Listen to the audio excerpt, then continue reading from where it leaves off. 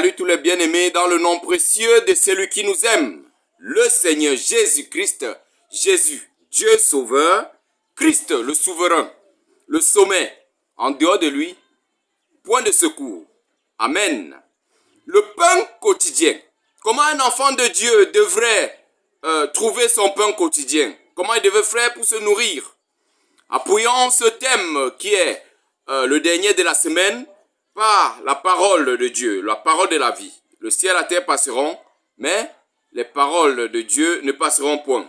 Genèse chapitre 3, verset, je vous en prie les bien-aimés, 19. Genèse 3, verset 19, là il est écrit: c'est à la sueur de ton front que tu mangeras du pain, jusqu'à ce que tu retournes dans la terre d'où tu as été pris. Car tu es poussière et tu retourneras dans la poussière. C'est à force de pain, c'est à la sueur de ton front que tu mangeras, que tu trouveras de ton pain. Telles sont les paroles du Dieu Tout-Puissant, de notre Créateur. Bien-aimé, il dit jusqu'à ce que tu retournes à la terre d'où tu as été pris. Il n'est pas bon pour un enfant de Dieu de se lasser, de recourir à l'occultisme. Nous trouvons aujourd'hui dans des médias des porte-monnaies magiques, des voies de facilité.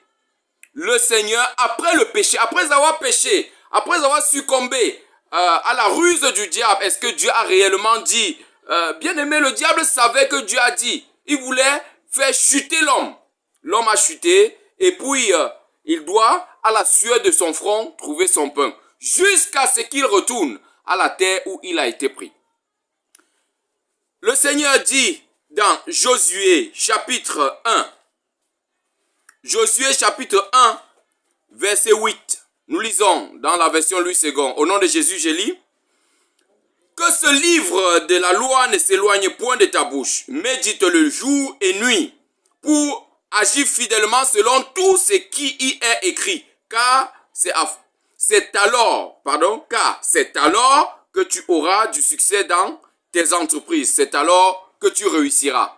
Bien-aimé, si tu veux réussir, tu dois chercher la face de Dieu. Tu dois chercher la volonté de Dieu. Tu dois chercher qu'est-ce que Dieu veut. Ne te détourne pas à droite ni à gauche. Oui, tu dois vivre comme Dieu le veut. Dans Deutéronome 28, tu vas lire Deutéronome 28, tout